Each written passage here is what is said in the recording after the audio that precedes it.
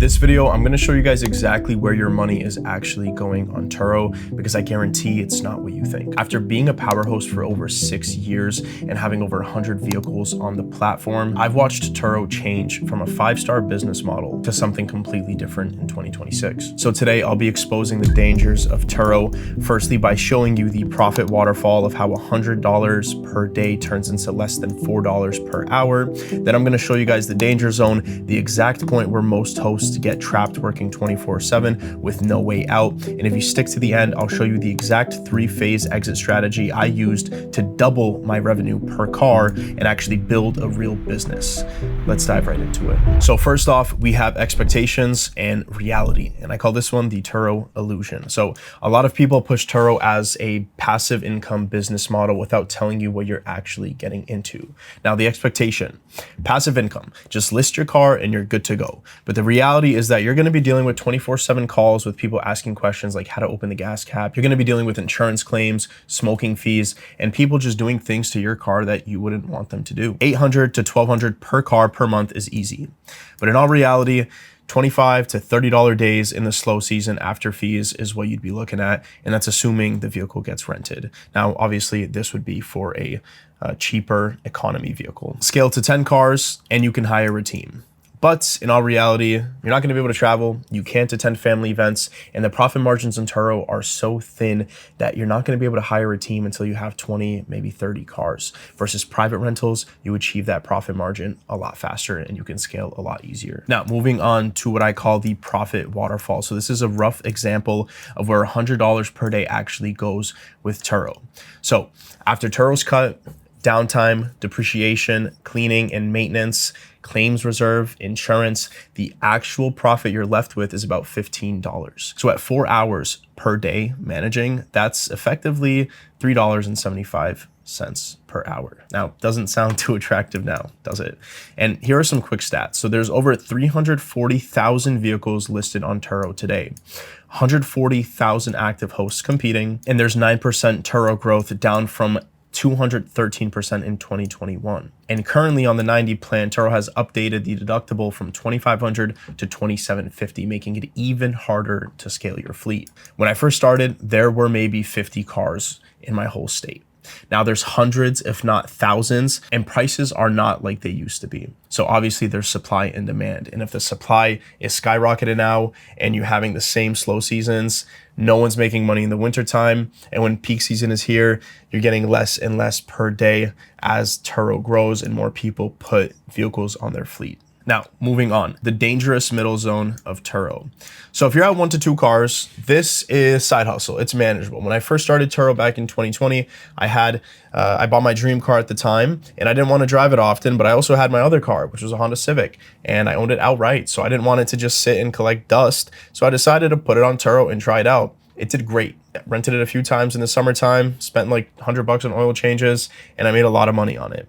So when I scaled to 3 to 10 cars, this is when I was maximum stressed. And I might even go as far as say 3 to 15 cars, but I was fully stressed out. I couldn't hire anybody because the margins were not there, but I also couldn't quit because I was so dedicated. I had car loans going on and I had people who were relying on me with commitments on reservations. And this was a 24/7 operation. So this is the dangerous point that nobody tells you about. It's too big to handle alone, but too small to hire. So if you're at this point, I highly recommend figuring out an exit plan to move over to private rentals. And I'm gonna go more into depth in the next section. Now, if you're at 10 to 15 cars, very similar to where you'll be at 3 to 10 cars. At this point, you need a team, but again, the margins are too thin.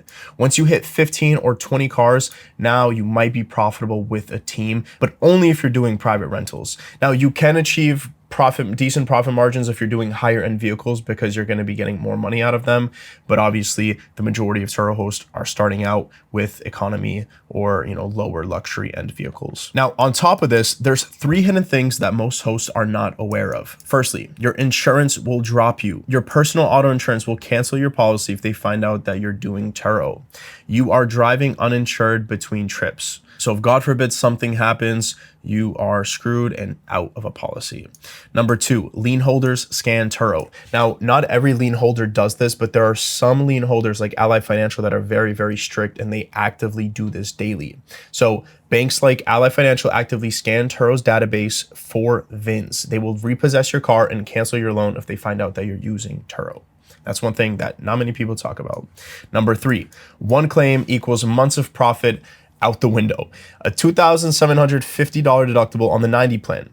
Snapsheet is going to lowball repairs. Okay, so if you're not planning on repairing the vehicle and you're new to the game and you don't know how to get around claims and how to really take advantage of the system, you're going to lose money just like I used to lose when I first started. And claims on Turo can be a nightmare. When you're doing private rentals, you don't have to worry about deductibles. I'm going to touch more on that in the next section. Now, you might be asking, well, what do I do about it?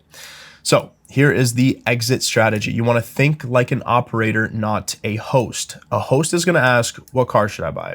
An operator is going to ask, what's the acquisition cost, the net profit, the downtime, claims, maintenance, resale, exit strategy. You have to look at everything as a whole, as a business model, if you actually want to succeed in this business. So I put together a quick 3-phase roadmap. We're going to start with phase 1. This is your learning phase. You're going to start with 1 or 2 reliable cars. You're going to track your profit and loss per car per month. Okay, a lot of people, they go into it blindly, and that's why recently a lot of hosts had been just getting squeezed out of the market because they start Turo, they're underwater on all these loans, they don't know how much money they're actually making, but at the end of the day, after 2 years or a year, they realize, I lost all this money I worked my ass for.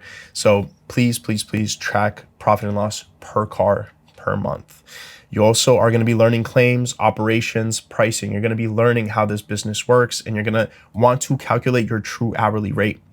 Now, if you have a car starting at, let's say, 20,000 miles, you might want to exit at 60,000 miles. Right now, it depends what car you have, depends on the model, depends on the make. So keep that in mind. You want to prepare for some kind of exit strategy. Now, moving on to phase 2, this is where you're going to be building systems. Set up an LLC, create a rental agreement through an attorney in your state who actually knows about car rentals. Install kill switch trackers plus GPS trackers. Now, when I say GPS trackers, I mean like an OBD tracker with a kill switch. Sometimes it's overkill, but if you're doing higher end vehicles, it's better safe than sorry. So it might be good to just couple those together. Next up, you want to build a driver vetting process. You want a documented SOP so that one day when you do hire a team, they know how to vet the drivers and know when they shouldn't rent to somebody. And then you're going to want to get commercial insurance. This is very, very important. And lastly, creating documentation systems. Like I just said, SOPs and processes, you want to systemize everything as much as you can. Now, moving on to phase 3. At this point, you're ready to go private. So if you want to play it as safe as possible and not learn the hard way, I recommend following all of these. Soft credit checks on clients. Sometimes we use Checker. My VAs, if they're ever on the fence about who we're renting to, they might use Checker. Background checks and a driver license verification. Through our booking portal, we have a system that can do driver's license verification, but Checker also does that. And then claims go through the client's insurance. So you always want to be collecting the client's insurance information before the rental begins. God forbid something happens, you want to be ready to file that claim and avoid the client running away without actually providing you that information. And at this point, you're going to be able to 2x your revenue per car, if not more. With young driver fees, CDWs, roadside assistance, and small add-ons, you can 3x, 4x, 5x the revenue you'd be making on Turo. And at this point, you have no platform dependency. So guess what? If Turo sends you a notification, hey, your account shut down because of X, Y, and Z, or your car's taken down because it has too much maintenance issues, you don't have to worry about that. You have the security knowing that it's your business, and if something happens, you're covered, you're fine. So now you might be asking, well, why should I really go private? So I put together a comparison here for you between Turo and private rentals. And again, this is just kind of general, the revenue per car could be entirely different depending on what car you have, what market you're in. This is kind of just, I would say, average. So this is assuming same car in 2 completely different businesses, right? You have Turo and you have private rentals. So revenue per car, $800 per month on Turo, you'd be looking at $1,600 per month on a private rental.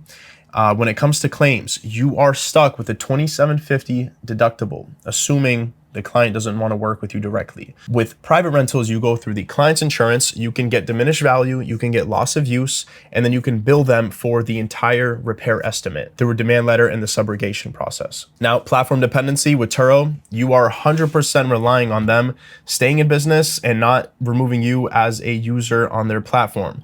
Any rules that they change, you have to adapt to. When you're doing a private rental, you own the business, so you have no dependency on anybody else.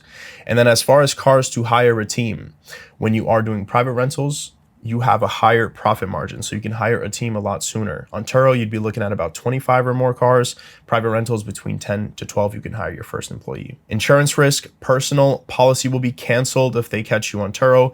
With private rentals, you will have a commercial policy. Now, you can get a commercial policy on Turo as well through Tint AI or ABI or any of these similar insurance carriers. So I would say this is kind of neck and neck here. Scalability wise, on Turo, low. You have a low chance of scaling. You're dealing with a highly competitive market because there's so many other Turo hosts and everyone wants to turn into, this passive income business model. So with private rentals, if you differentiate yourself well enough in the community and with your local competition and you advertise properly, you position yourself as a brand correctly, you focus on your Google listing and you have a good website, then the chances are very high of scalability. And you can hire again at 10 cars. Now, I do have a lot of students that are in this process where they're on Turo, where they're overly dedicated to Turo and they're scared to go private, but that's what I am here for. So if you want me to personally guide you step by step through this transition, then book a call with me. We'll talk about it. Link is in the top of the description. Thanks for watching.